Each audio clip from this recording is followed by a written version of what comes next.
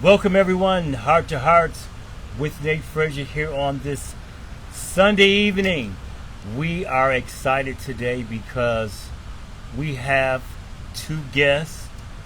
We have Aisha King, the brother of Carlos King. We have his best friend, Renee. They grew up together, 3 houses down from each other.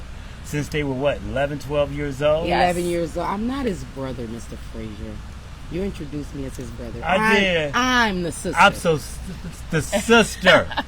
Y'all know Nate Frazier. Y'all know how it is. I don't know what's going on, but this is his sister, Aisha King. All right. Friend, best friend, Renee. So we're excited. Listen, I've been following this case. I end up getting in contact with Carlos King. He told me a lot that was going on with him, what happened when he was 18 years old and his partner at the time was 17 years old. So he is going to be calling from the correctional facility, and we'll be hearing from him soon. But I'm just so happy that his sister and his best friend came up here. This is one of those cases, overcharged and overconvicted, and that is regular in our court system, and has been going on in our court system for years. So this is nothing new. A couple of weeks ago, I did an interview with the president of the overcharged and overconvicted nonprofit organization. Her name is Michelle Perkins. She's out of Pontiac. And I wish you could have been here today, but I have you here today. And so I want to hear from you, the sister, Aisha. And I'm pretty sure this has been heartening to y'all, because just a little bit, talking to Carlos, he was telling me that, he said, look, it was a robbery. I got convicted of the robbery of only, it was supposed to do up to 8 to 10 years. So he ended up getting life on a conviction that he was found not guilty. Yes. Can you explain a little bit how that happened, Aisha? Unfortunately, Carlos, that wasn't his first time in the court system. Okay. And because that wasn't his first time in the court system, of course, I just felt like the judge wanted to just prove a point. Okay. But I get proving a point and teaching a young man a lesson. Like, you don't teach a young man a lesson after 33 years. Lesson's been learned. Yes. Like, he was overcharged. That makes no sense. The only thing, and his case is wide open, the only thing that my brother was charged with was armed robbery. You can look at any law in Michigan, and he should have been home. But I really think that the judge took a personal vendetta on my brother and gave him that much time. And that doesn't make any sense. That don't mean just because he's a judge made it right. And so no one went back to look at this case. Why has nobody went back to look at this case? Correct. It makes no sense. None. And then every time he filled out the paperwork to go up for parole, Frank Murphy Hall, he didn't fill this paperwork out. He didn't fill this paperwork out. We get his attorney, and Mary Owens, she say, well, all the paperwork you guys asked for have been filled out. It's just been sitting on the desk at Frank Murphy. For what reason? How many years now? That's just paperwork been sitting there. 16 and a half. 16 and a half years, and absolutely nothing has been done in 16 years? No. And the sad part about it is, a lot of the programs that they told him to take, some of the prisons didn't even offer those programs. So you can just imagine how many calls I had to make to the prisons, to the warden, and he had to be switched here and switched there, because you have to do this. Like, if you don't have family, and they not trying to, they not helping, and it's hard. I've been doing this since I was 16, so I didn't always have this thick skin. It was because of Carlos that I had to grow this thick skin. Because right. You needed that support. I don't play about my brother. I do not play. It's been a long journey. Yeah. And my grandmother is 98, and I'm telling you, she knows her grandson is still locked up, and that's the saddest thing for me. Wow. The person I really wanna talk about, though, that I know is hurting the most. The one that's hurting the most is his son. How old is his son I now? want to say, Gregory, I love you. Gregory, his son is Gregory Bryant, and Gregory is 32 years old. 32 years old. His dad missed his whole life because of our injustice system. 32 years. There's no reason he shouldn't have been able to raise his son because he committed a crime. Correct. He didn't kill anybody. Right, found not guilty. Not guilty. Not guilty. So that's what I understand. And you have a article that just came out today. Yes. Just came out today. A month ago. No, a month ago. Oh, month okay. ago. I'm sorry. A month. This is July. Yeah, that was a month ago. Hello. Yes. Okay. All right, but came out Sunday, July the 23rd. Yes. And this is by his sister. Not guilty, always. Not guilty, not always enough. Not guilty, always enough. And this was picked up by the Detroit Free Press. Dave Boucher. We want to thank Dave Boucher for picking this up. I really want to thank you, because if it wasn't for you taking your time and you and your cameraman doing exactly what these guys are doing, I need all ears. I need everybody listening. This could be anybody's brother, anybody's uncle, anybody's father.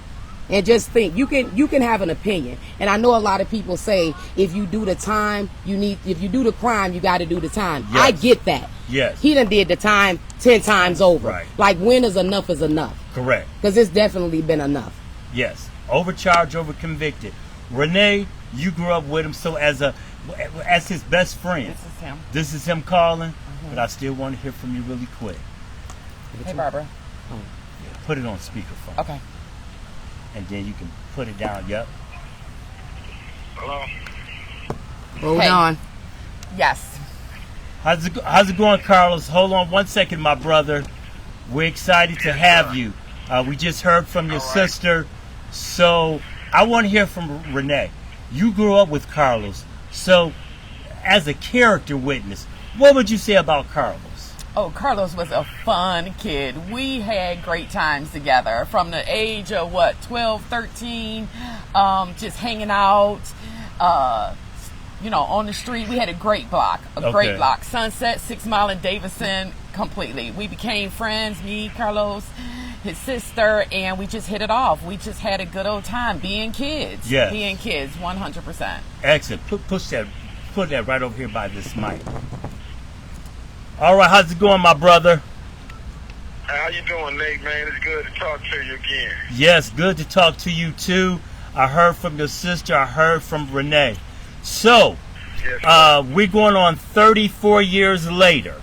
So, Carlos, to the listening audience, can you explain what happened on that date? What transpired on that date, and how many years ago did this take place? Well, in 1991, me and a couple of my friends, we was riding around, been drinking, smoking marijuana. And then we just got the crazy idea to go rob somebody, and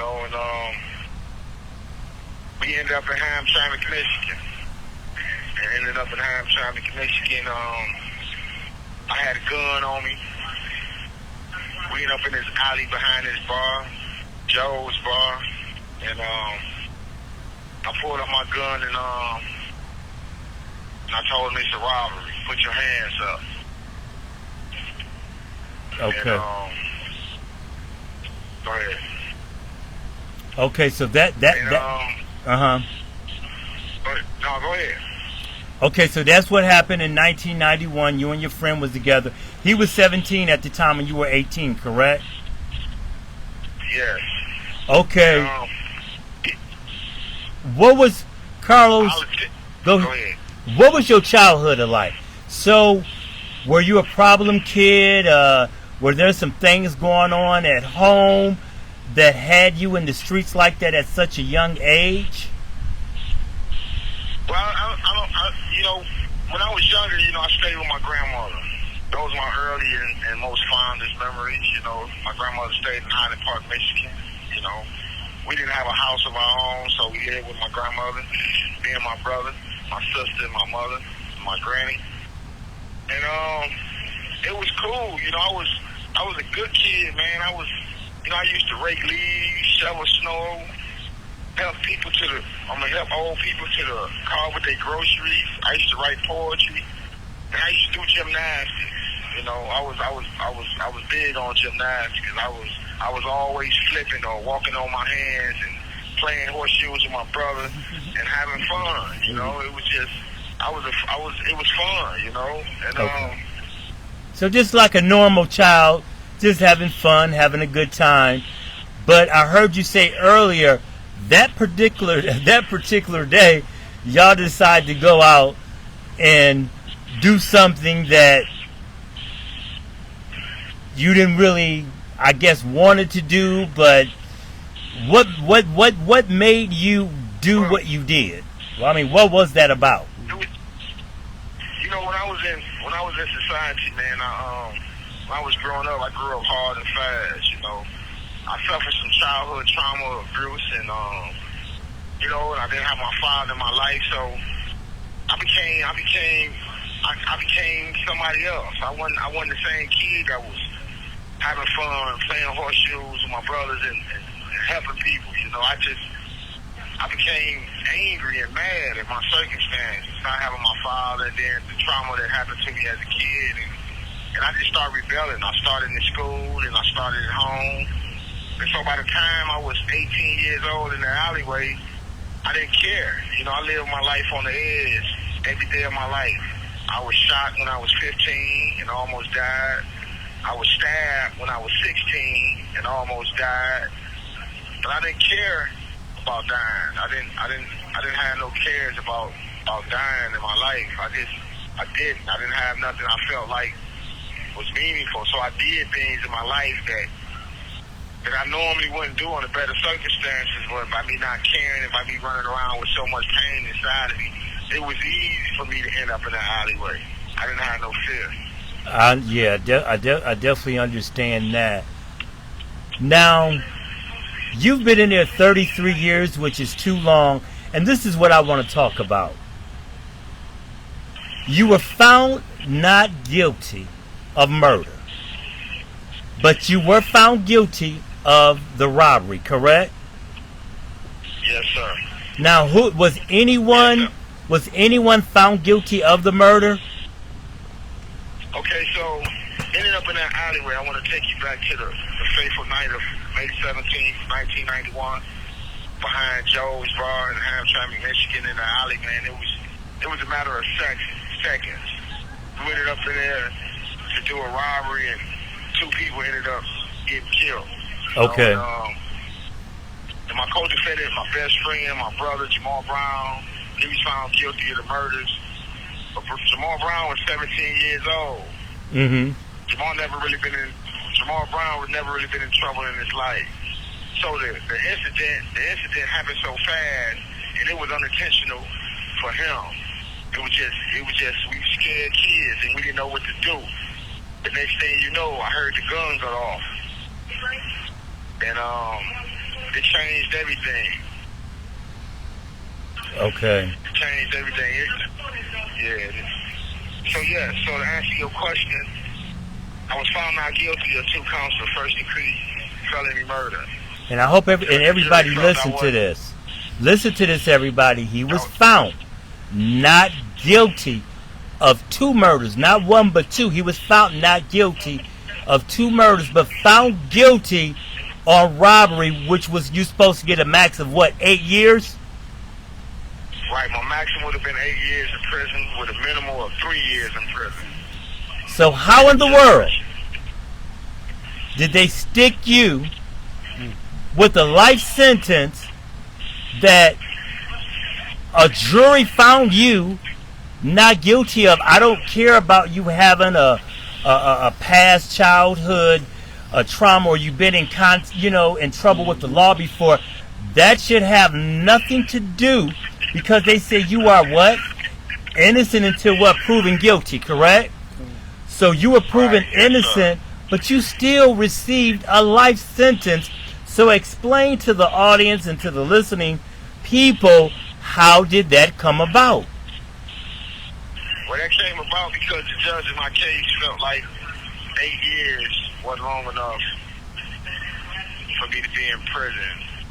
You know, and he went outside my guidelines by using the murder conviction against me at my sentence he felt like I prevented one of the victims from fleeing the scene.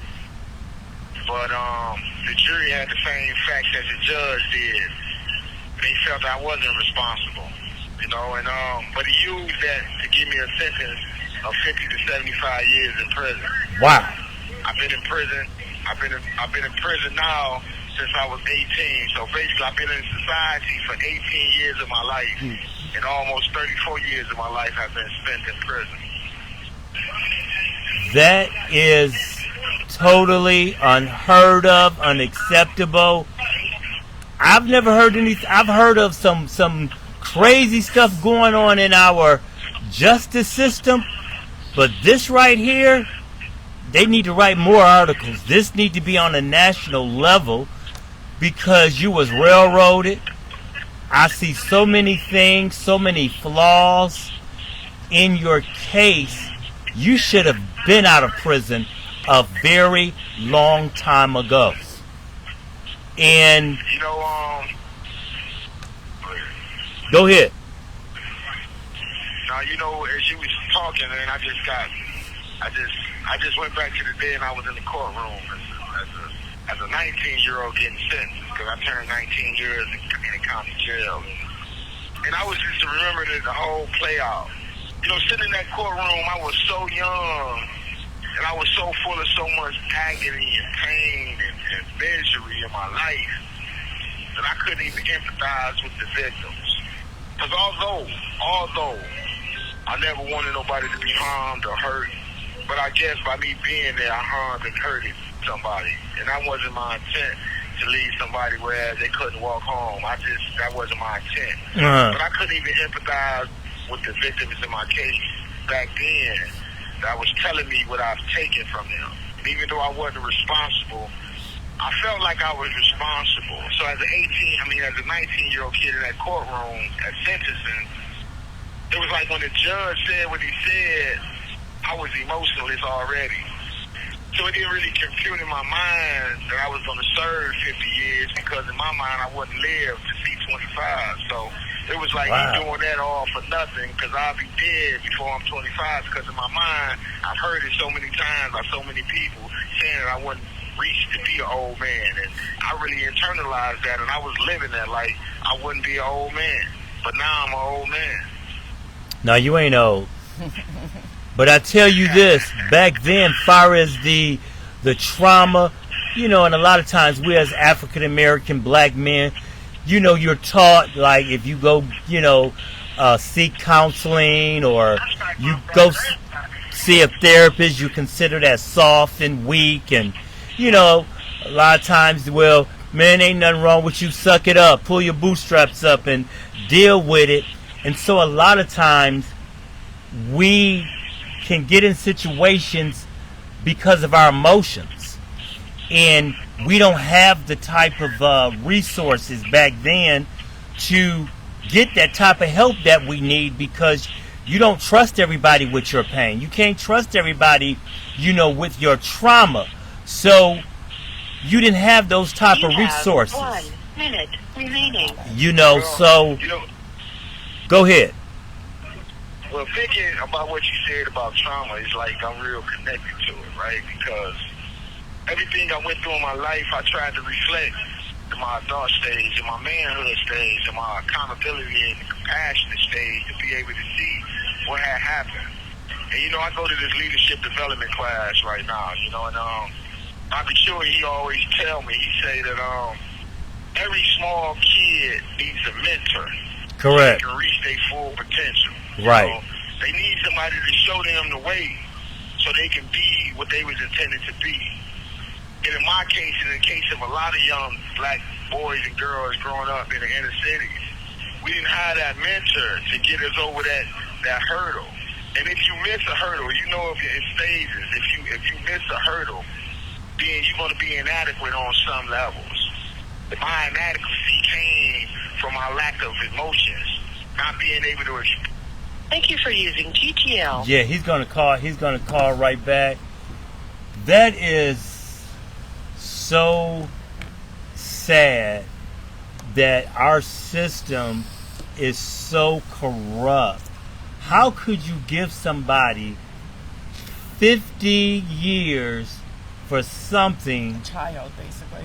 a child, Yes. at 18 years old, for something that a jury found him not guilty of.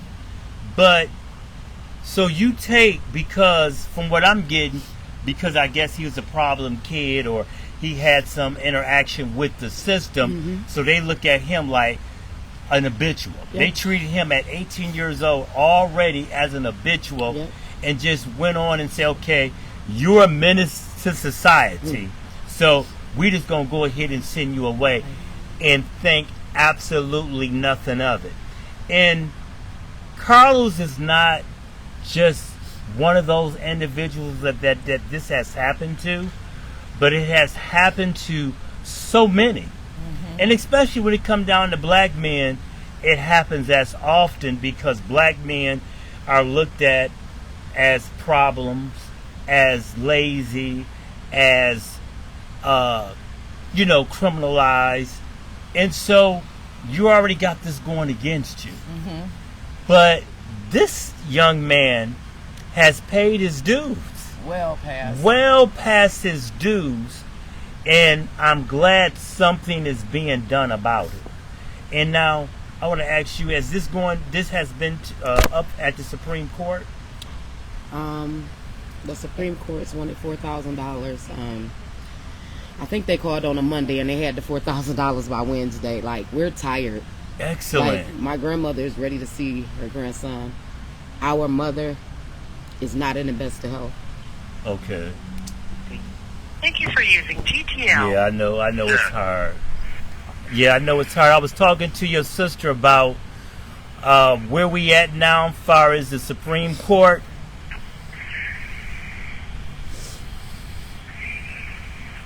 For an appeal.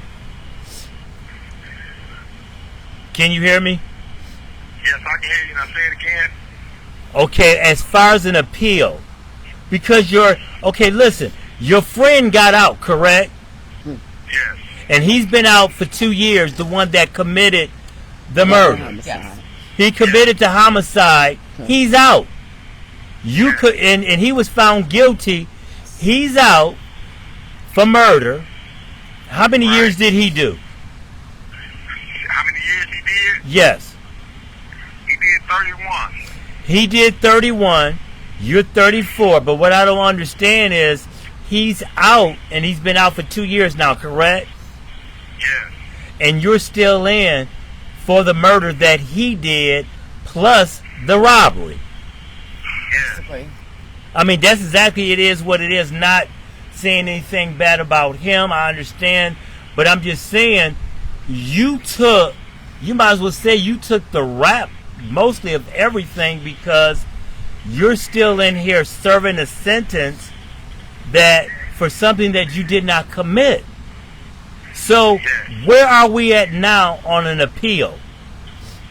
Right. So let's speak on the first thing. So Jamal Brown, I think it was 2012 that the United States Supreme Court ruled that it's cruel and unusual punishment to sentence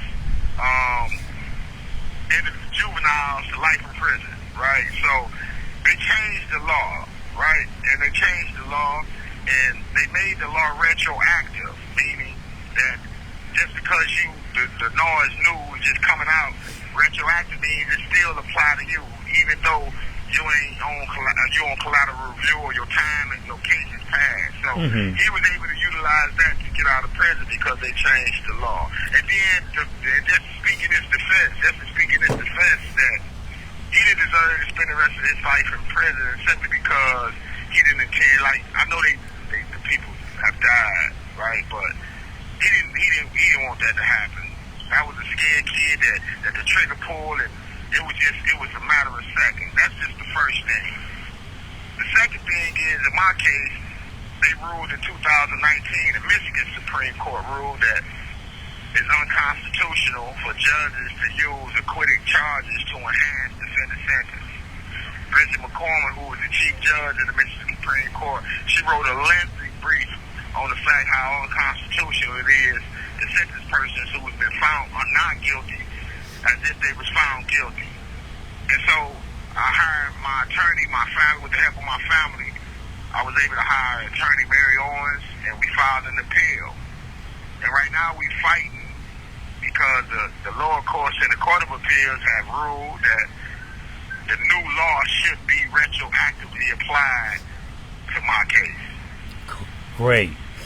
Great. So that's a good thing, and so hopefully, we're looking forward you to be out very, very soon. And I talked with you a couple of times on the telephone, and you was just telling me at that time where you were, as you explained to a lot of people the mentality that you had at the time, and you in there right now. You're doing great things. You in there growing. You in there understanding, and so thank God that you have a support system, because you have so many in there, as you know, Carlos, don't have that support system. And you have a sister out here that's fighting very hard for you, that misses you, your grandmother, 98? Your mother's not doing well right now. You have a best friend out here. So you're really blessed to have the support that you have. And so it's just this process that we have to go through. So I want to ask you this question. Being in there as long as you have been in there for 33 years, give me your honest opinion. How do you feel in regards of the criminal justice system? Do you trust our system? Well, it's hard to believe in a system that locks black and brown children up at an alarming rate. That take fathers and mothers away from the home and give them baseball scores. Michigan is one of the fewest states. I think it's three states that don't got no incentives for good time, good behavior. They don't, everything they've taken out of prison, anything that can help you grow, evolve, and develop as an individual that can become home and be productive, they done removed from prison. Everything basically you got to do on your own. They got a lot of self-help courses that's ran in prison. Me myself, I'm the current president of the NAACP. So I do events and leadership class, membership class, and I put on things for the community to try to boost the morale. And I'm a core member for this group called Chance for Life. I do that. I'm a certified mediator. And I do what I can do to not just lift myself up, but lift the young people up that, like you said, that don't have people that support them. I become their support system, and whatever I can do to help them, to put a smile on their face, or ease their pain or their burden just a little bit, then I do. I don't look for no glory, no pats on the back. I just do it because I knew how I came up. I knew how I remember who I was. I remember the things I experienced in my life. The harsh things, the realities that I lived, sleeping outside. Man, I slept on the ground. I done slept in the alley. I done slept in garages. I done slept in cars. I didn't always have it all figured out. You know what I mean? You just think about a kid that was struggling in his own life. I was chasing death, but death wasn't trying to find me because I didn't care about living in my life. I just didn't care. And so when I see the criminal justice system as a whole, it purports to correct the behavior. That's the name, correctional facilities. They don't even call them prison. They say correctional facilities. Exactly. But they are not, you're right, but they are not correcting the behavior. If you don't take it upon yourself to change how you think or how you see yourself, then they ain't going to give you no help. They not going to give you no help. You got some prisons that is so true. That's real talk. Right. That's real talk. Now, you talked about Good Time. I did a couple of interviews. His name is Jack Wagner, and he has a nonprofit that's called Good Time. And I remember talking to him last summer. It's going on 3 years, and the proposal that they wrote to the legislator, he said it's just still sitting there. They're not even looking at. They haven't even looked at it. So he's getting thousands and thousands of signatures now, so we can get this law passed here in Michigan for Good Time. And it's necessary. And my heart goes out to you because overcharged, overconvicted, wrongful conviction. You look at people that have been wrongly convicted, that have done 45. I've interviewed a guy that went in at 17. He was 62 when he got out. So it took them 45 years for them to find out that this man was not guilty of a murder. And that is so sad that all these loopholes, and they say believe in the system and count on the system, but it shows more and more you can't trust the system, because at any given moment you can be at the wrong place at the wrong time, and they will lock you up just guilty by association. A lot of people have life sentences by guilty by association. Right. And then you gotta understand, if you really want to take it back to be able to understand the dynamics of prison. So you just imagine you go in a class, and if you ain't got nothing to wear, you know, somebody may have some empathy. They may give you some lunch. They may say, here's a shirt. Another kid is gonna show you humanity. Right? Mm-hmm. That's the human thing. That's the human thing to do. So when you come to prison, please listen. The first thing they strip away is your humanity. The reason why they strip away your humanity because they want to see them justified in being inhumane to you. Right? Yes. So when you talking about justified, so they don't have no, they ain't gonna look at you as a human being. So they ain't gonna say when they stepping on their neck and they mistreating you that you don't deserve it. Even though you went through the judge, you went through the prosecutor, you went through the jury, and you went through the police officer. Now you got to come and go through the correctional officer and the correctional system, who think you a bad guy, who think that they didn't get it right in the court. So I need to punish you even further. So they don't just punish you by writing you infractions. They punish you by using the institution to dehumanize you on all levels, only giving you a GED, feed you in the child hall where they won't even feed animals the food that you eat. They say you got 3 meals a day, but you got to understand, them ain't 3 meals a day when they telling a grown person to eat 1 hot dog, that's your dinner, or that's your lunch, or a scoop of macaroni and cheese, that's your dinner, or that's your lunch, or 1 grilled cheese sandwich. And I know you may think it's small because the person may say, well, you got people out here on the street that don't got a chance. But I truly believe that whenever you blessed with life, you got a chance. Yes. Whenever you can open your eyes, you got a chance. And whenever you can believe in yourself, you got a chance.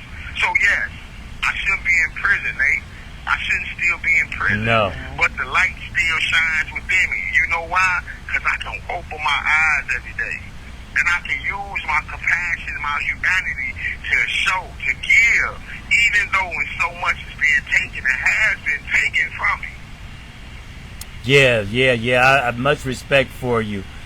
You know, like I said, you in there encouraging, you in there helping people out, and you done wrote books.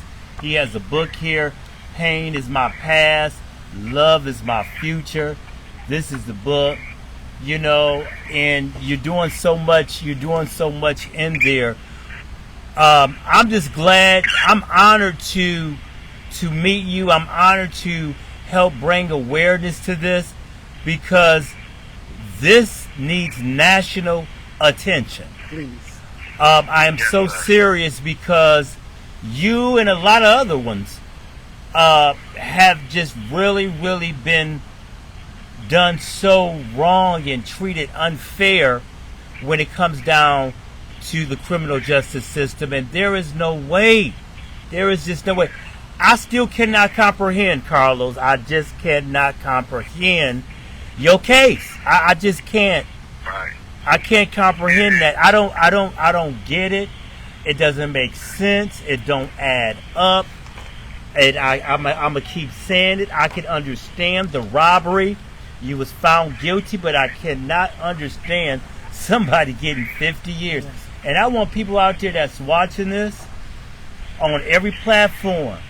I'm talking to an inmate that has been locked up for 33 years for something he did not do.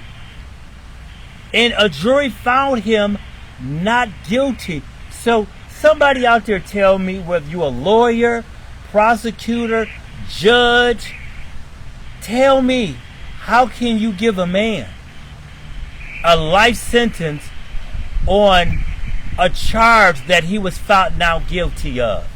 I don't get it. I don't care how you fixed it. I don't care how you put it up. I do not get it. And something needs to be done.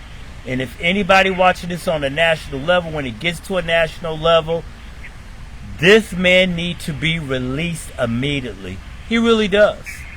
Because he has paid his dues and some. He paying dues for other folks. And it does not make any sense, Brother Carlos. Yes. And I appreciate that was a very, very touching and compassionate plea. And you know, Nate, man, what the mitigating circumstances, let's just address that with what we go through as young teenagers, young kids, underdeveloped. Now, people malnourished. Do everybody know what malnourishment means? Because the word mal, M-A-L, only means to take away. So if you malnourished, if they took something away that was essential to your development, then how can you be adequately developed? And I'm saying that people don't, because there are some exceptions to the rule. But there are exceptions. They're not the rule, because there's so many people that can't develop and won't develop because the harsh. Thank you for using GTL. You know, talk to you, Aisha.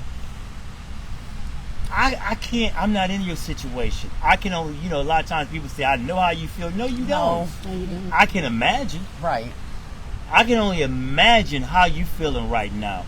What is going through your mind to know the way that your brother was done? It hurts.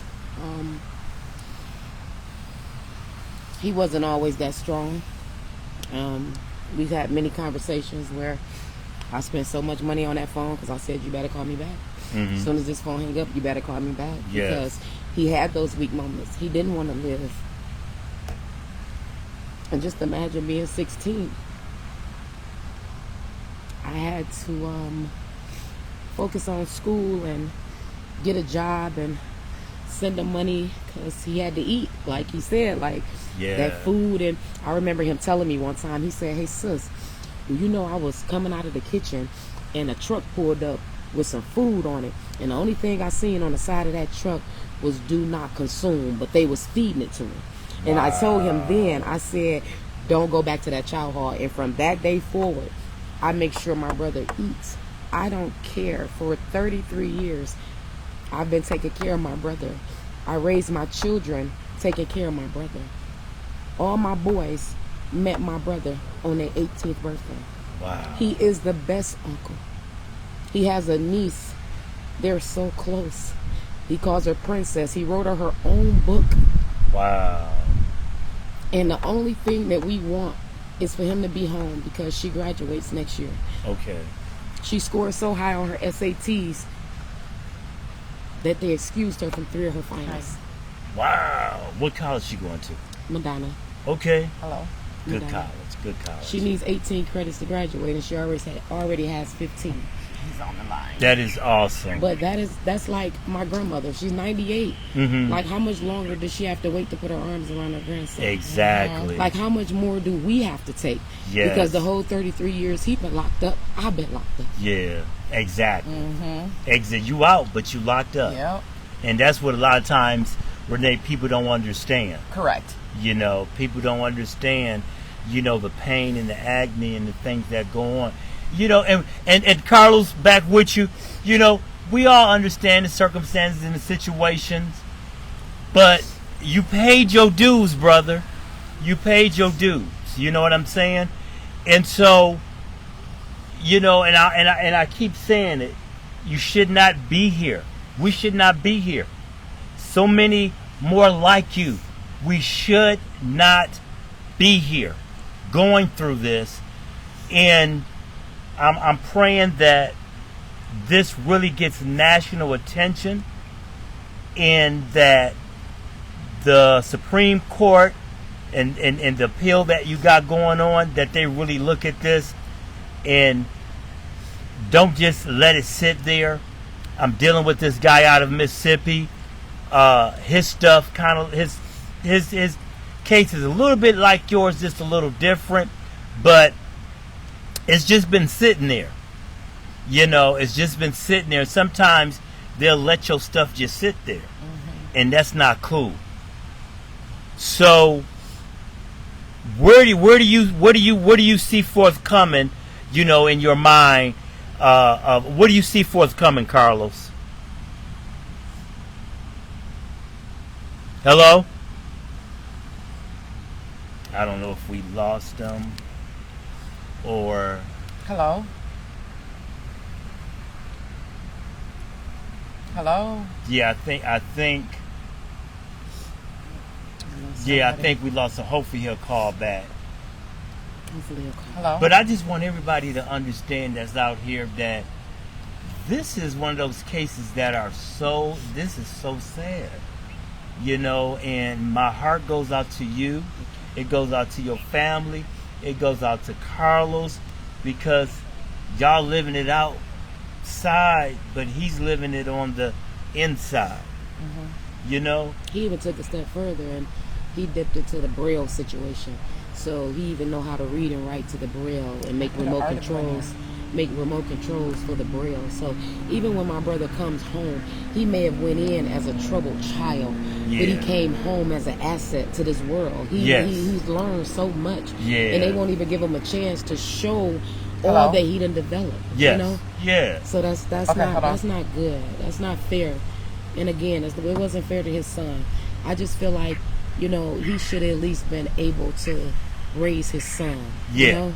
To miss out on his only son's whole life. Right. That's the saddest thing on earth. You can't ever get that man that back. No. You can't ever give him that back. No. And that's that was the one thing he had, was his son. Yeah. It was his son. And I know he loves him. And his son, you know, he has his own pain. But he doesn't blame his father. He just blamed this messed up system we live in. Right. Because he had to learn. That's what took your dad away. You're right. In the system, it is messed up. Brother Carlos. Yes, sir. All right. Glad to have you back. I love you. Yes, sir. I love you. Let me ask you this. What do you see forth coming your way? What do you see? What is your plan from here on out? Well, you know, the Bible teaches you to be transformed by the renewal of your mind. Yes, sir. Once I changed the way I thought, my circumstances started to change. The way I looked at myself was different. The way I moved was different, right? And people that knew the old me didn't help with the new me because they couldn't get past that. And that was another journey in itself, trying to overcome reputations, trying to overcome stigmas that have been placed on you as a black kid growing up the way that I did. I see freedom coming because I truly believe in the promise of God. I truly believe that He's not going to forsake me. He's not going to leave me in this place. And then Bobby Chewy, you know, I keep saying Bobby Chewy, man, but he my mentor. Even though at 51, he said you always be the mentor, no matter how old you get. But that is at true. 51, I look to him. So I think about what he say. He remind me. He say that if you're still there, that means you still got work to do. And as long as you wake up with a smile on your face while doing that work, you will find your blessings. And I find my blessings in the many things that these brothers come to say to me about all the things I've done to help them along their journey. Not just the respect, but the real deep love that they possess for me in terms of how I give the service of myself to help them, because I know how difficult my journey was. I know that I didn't have a certain person there to lead me the right way. What I do now, I found manhood in prison. And to be able to find manhood, ingredients with manhood comes accountability, responsibility, self-love, maturity, selfless living. So these are just some of the attributes that comes with a man, and I thought I was those things in the street. But I was backwards. I was warped in my thinking. You know, I thought I was a good person because I just wasn't malicious or I wasn't no devil, but I wasn't. Because I was selling crack, I was breaking into houses, I was robbing people, I was mistreating women. So I wasn't a good person, even though I considered myself I was, right? And but looking at my life, what's coming? This right here. What you doing right now is coming. People are listening. And if a person can still listen to you, that means you still got something to say. I pay homage to the people that's gone, that blazed this trail, that came to prison and was never able to get out of prison because they lost their lives, whether it was violence, whether it was heart attack, whether it was diabetes, or whether it was just suicide. Because this is in prison is harsh on every level, from the restitution that they take out of your account, from the court fees that they make you pay, to the fact that so many people in prison are innocent, so many people don't got no hands, they don't got nobody that's going to give them anything, so they suffering and they struggling. You know what I mean? And when they suffer and them struggle, and when you deprive deprivation and make you do something that you normally wouldn't do. That is true. Now, I'm going to tell you this. What I do like about you and what you're saying, I hear a man that's taking accountability. And I think that is important because a lot of times you hear people say, you know, everything was the system's fault. Mm-hmm. And I'm liking what you're saying. Hey, I wasn't a good person. I wasn't in my right mind. I did this wrong. I did that wrong. Now I understand. And I think that is important, and that's why I know, you know, you're already blessed, and I already know you coming home. God got you covered. It's going to work out for you. It's already worked out. It's just manifesting as we talking right now, day by day. Because anytime you take accountability, you're on the right path. Because you're not blaming everything on the system. Even though the system, they did do you wrong. Right. Low down and just rotten to the core. But you understand, I played a part also. So that alone, I respect you for that, my brother. I really do. Right. And but you saying that, I don't mean in the crook, but I want to get you where you at right now. You saying that, right? Yes. About accountability. You saying that right now. This is what I think about. If we make excuses for our failures, then we don't understand our failures to make them into successes. Yes, sir. I'm going to say that again. If we make excuses for our failures, then we would never understand our failures to make them into successes. That is so true. That's powerful. I don't want to make no excuses anymore. That's right. They was my failures. You know, the system was only able to do what I put myself in position to let them do. So why don't talk to us? Talk to us. Talk to us. If I wasn't there to do the robbery, then they would have never been able to put me in prison and give me time that wasn't deserving of me. If I would have never got in that truck, if I would have never been drinking, if I would have never came up with the idea, if I would have never did all those things that led me to be in that courtroom with an unforgiving judge, with an unforgiving prosecutor, because they never asked my mitigating circumstances. They never asked me, not the police officer who arrested an 18-year-old kid, not the prosecutor, not a defense attorney, and not the judge. They never asked me why this 18-year-old kid is before me. What led him here? They never asked me that. Because they always talk about the effect, but they never talk about the cause. Yes. And it's a cause and effect for everything. Thank you. And that's the problem with the system. All they look at is the effect. But what caused this young man to go down this road? Thank you. You know, how can we help this young man? Yes. You know, they wasn't thinking about being progressive back then. They wasn't thinking about what they call restorative justice today. You know, and that has always been a problem. And I just want to let you know I appreciate you because you end up connecting me with my godson, you know, Deshaun Franklin. And yes, sir. you know, and I've been That's in my vice president, by the way. He the vice president of the NAACP, by the way. Look at that. Yes. Look at that. Yes, and I've been meaning to talk to him for the longest, and to talk to him and meeting you. You know what I'm saying? And to talk with him.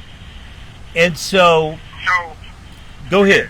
Man, talking to you, man, it's like you a long lost brother. And I mean that, man, because when we talk, we hit it off. Yes, sir. Ain't nobody got to push it. Ain't nobody had to force it. The conversation it wasn't static. It wasn't hesitant. We were just flowing. Yes. And this is the thing, because I truly believe in the African proverb, I am because we are, right? Yes, and sir. When you think in terms of I am because we are, that means we're a collective. When you take an individual, you don't got an individual, you got a collection of ideas that was given to him by his parents, his community, and so forth. All those things that he's been interwoven in, it makes him who he is. These are the things that the justice system never asks. You have 1 Yes. minute remaining. They never asked about the fabric of the individual. They were just looking at the bad act. That's But correct. if they would unravel the fabric of them, they'd be like, man, Yeah. he just needs some help. Yep. That's He don't it. need prison. Yep. That's it. He don't need prison. He just needs some help. He needs a Yes. mentor. Yes, sir. He needs a father figure. Yes, He needs sir. a positive community he can grow up in. This is what he don't need prison. He's Right. 18, 17, 16. He don't need prison. Not for this. Exactly. 50 years for this. You feel what I'm saying? So when I think about you, when I think about all the brothers who helped you, my man Dion Rigginier, I got to give him a shout out. Free people. Because the brother is doing his thing. Yes. Y'all trying to shine a light on a situation where it's so dark, it's so bleak, it's hopeless. And what you're doing right now is commendable because it's coming from your heart. You left inside the church to come. Thank you for using GTL. Yeah. I mean, it's definitely from the heart because it can't be no other way. That's right. But from the heart. And so we're gonna, if he calls back, we're gonna take him one more time, and then we're gonna close it out. Okay. And but this is like, man, he just has such a awesome spirit about him. Yes. And this man is a genius. I am so serious. He's so in tune. He's so well versed. He knows what he's talking about. And so a lot of times people go in and they ain't learned nothing. Right. Nothing. And they come back out and Go back in. because they so institutionalized that that's all they know. This man, when he gets out, Carlos is going to be such an impact He is. in this community, Yes. in He this is. world. Yes. And we really do. We got a king that's sitting in there.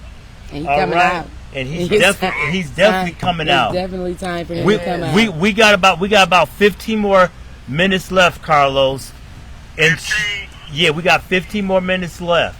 And so 15, right? yeah, we got 15. Yeah. Yep, 15 more minutes left.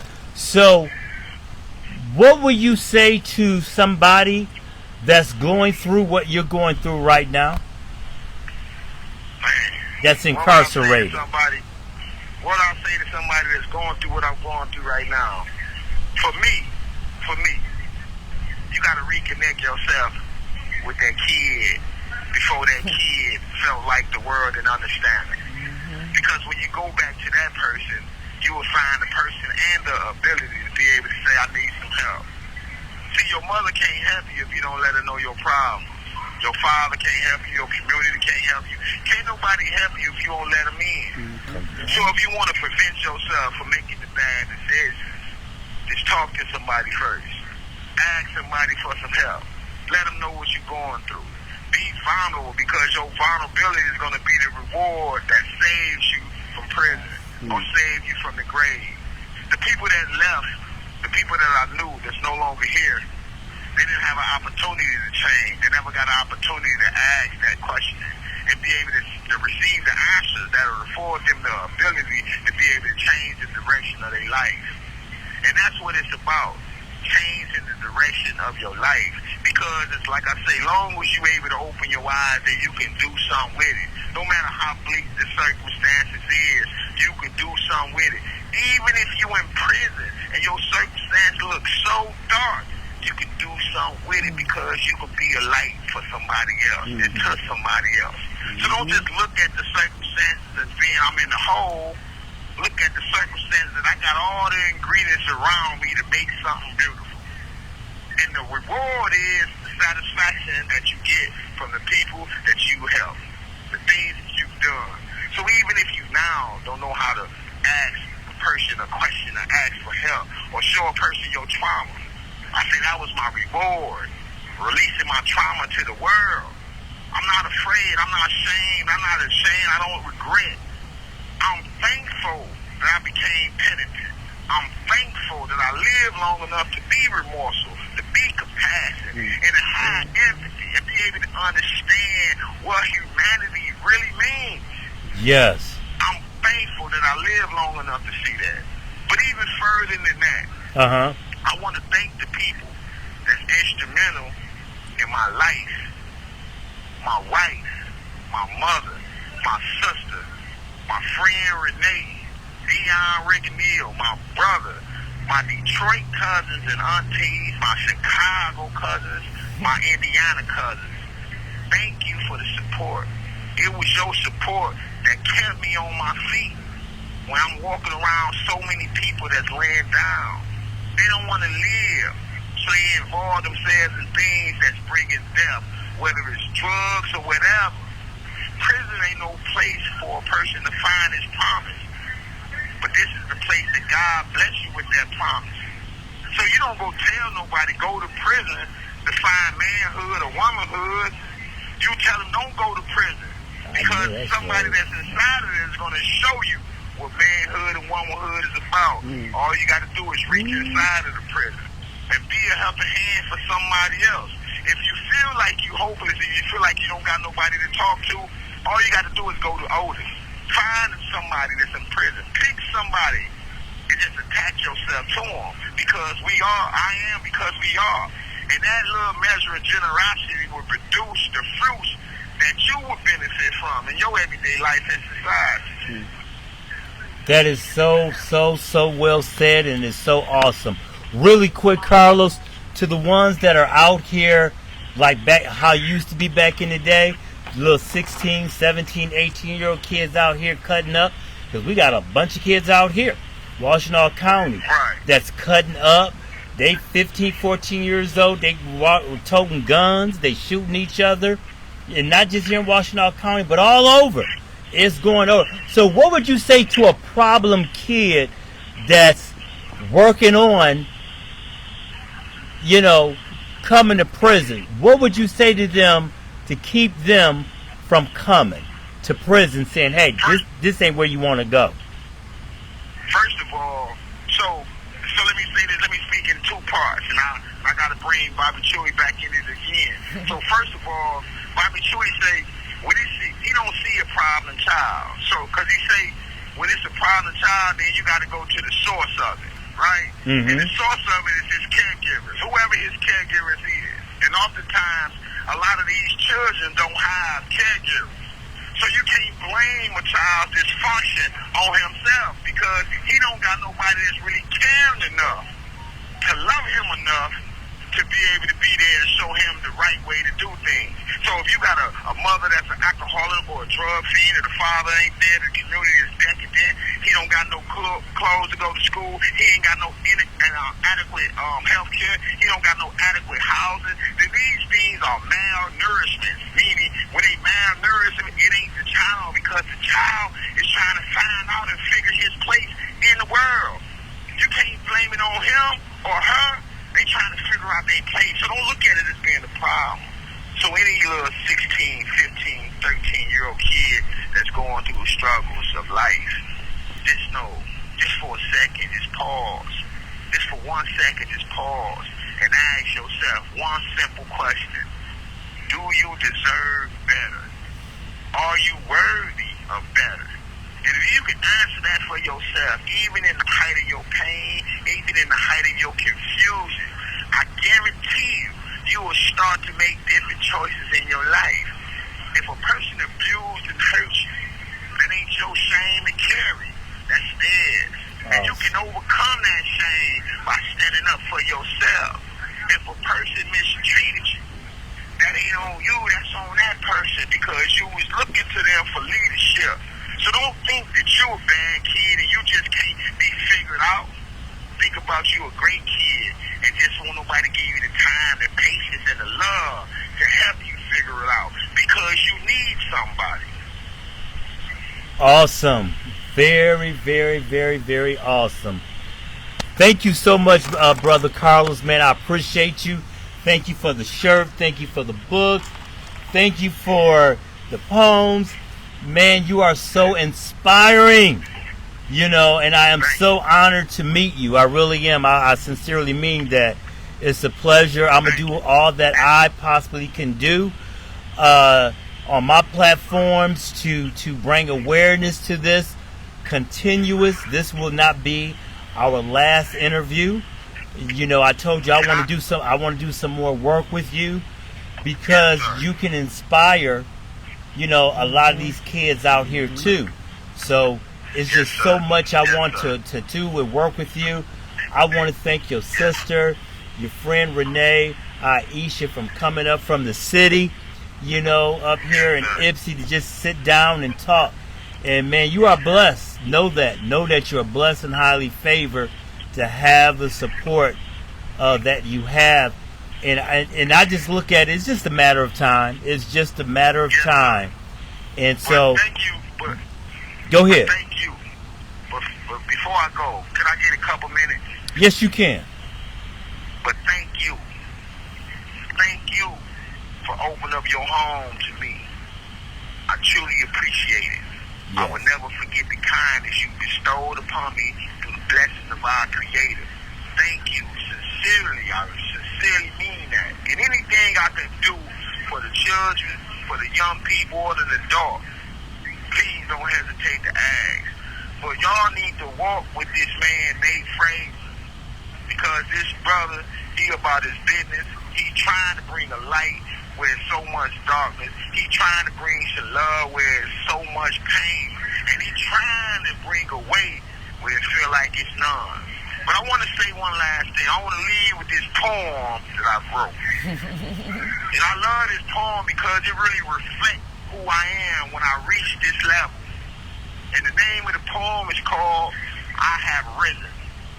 All right. And I say, I have risen from the deepness of my sleep, because I choose to be more than the prison number that they use to define me. No, I am more.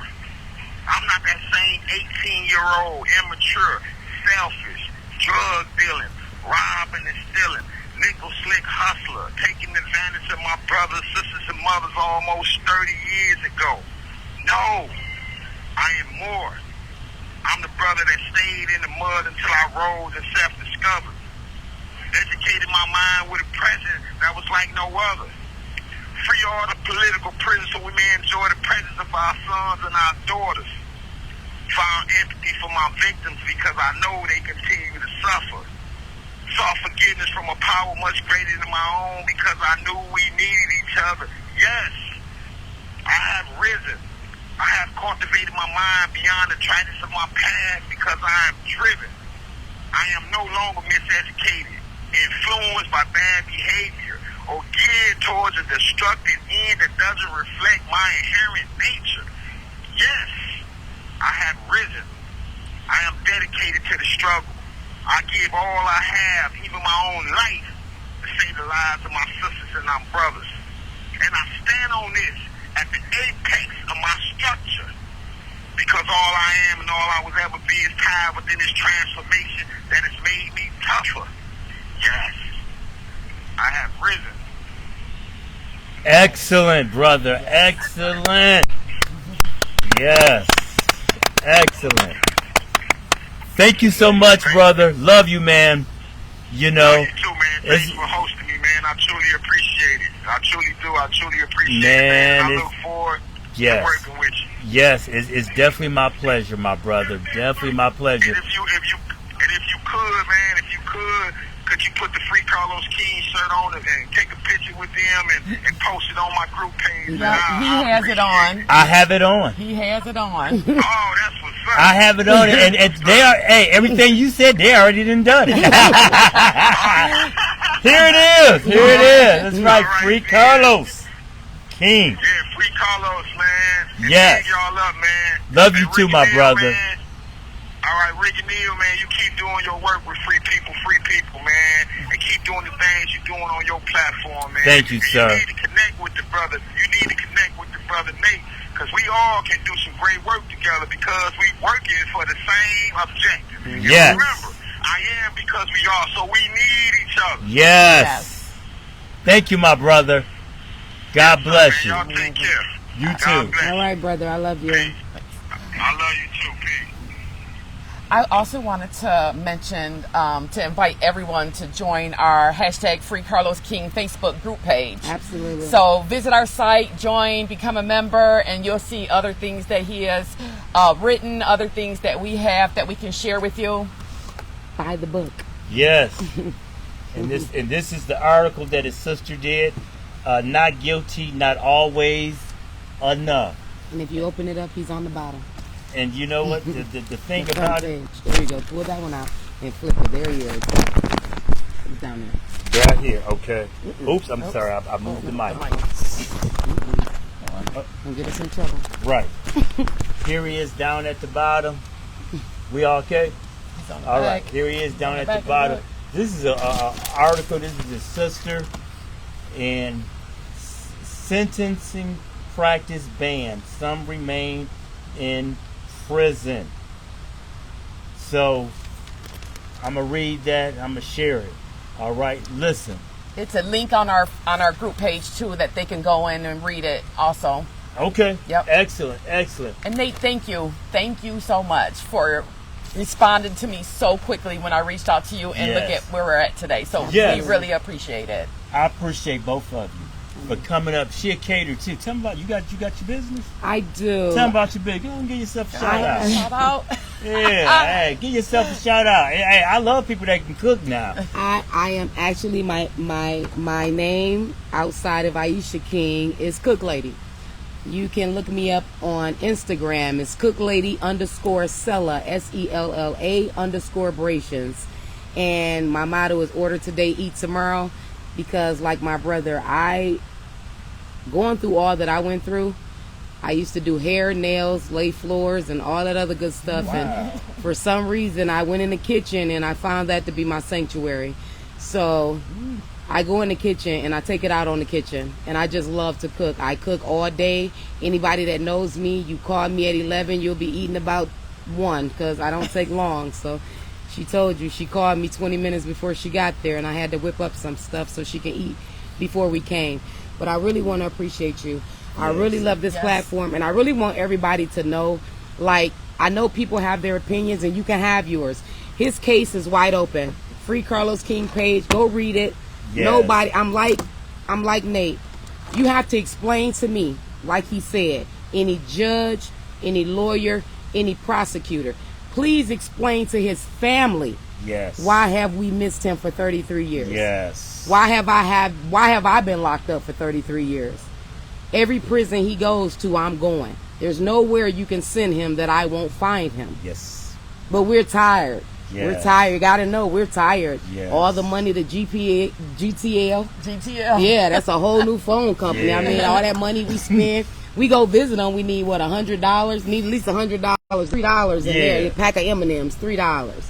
You know, it's terrible. It's all about but that you know, money. we got to go see him because Yeah. that's fresh air. He comes out of there and he gets to sit in the Yeah. visiting room and just have a breath of fresh air. Yes. You know, but it even sitting in a visiting room, you still can't have any compassion. You know, just the other day I went to go see my brother. You know, it's Friday. I miss him. You know, I would like to take him home and cook for him and, you know, Right. to kick his feet up and, you know, have him sitting there with his son watching football all day. Yes. But, you know, I leaned and laid on his shoulder like that. He like pushed me off of him. And I was kind of bothered by that. I said, what's wrong? I can't lay on your shoulder. He's like, nope. He's like, I'll get a ticket. I was like, you'll get a ticket? Like, yeah, you can't, like, that's crazy. I'm his little sister. Right. I couldn't even lay on my brother's shoulder for a second to just have just lay there. I miss my brother. Yeah. I miss him. Right. I miss him. And all the cops, they looking like, and he like, you got to sit up, you can't do it.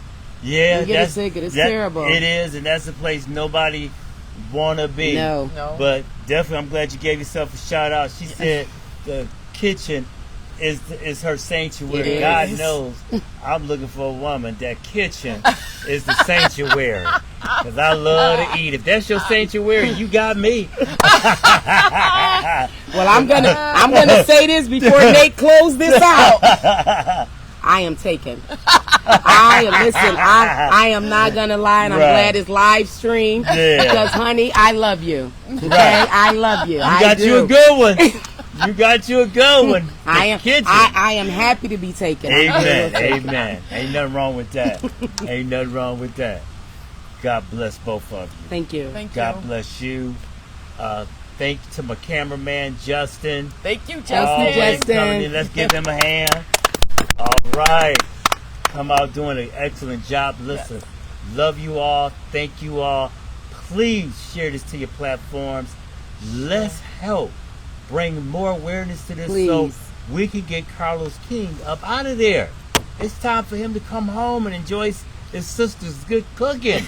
All right? And get back to life. Yes. And enjoy his latter years. I always say, my latter would be better than my former, right? It would be greater. My latter years would be my greater years. Yes. Love you all. Thank you all. Signing out. I will see you all next week. Heart to heart.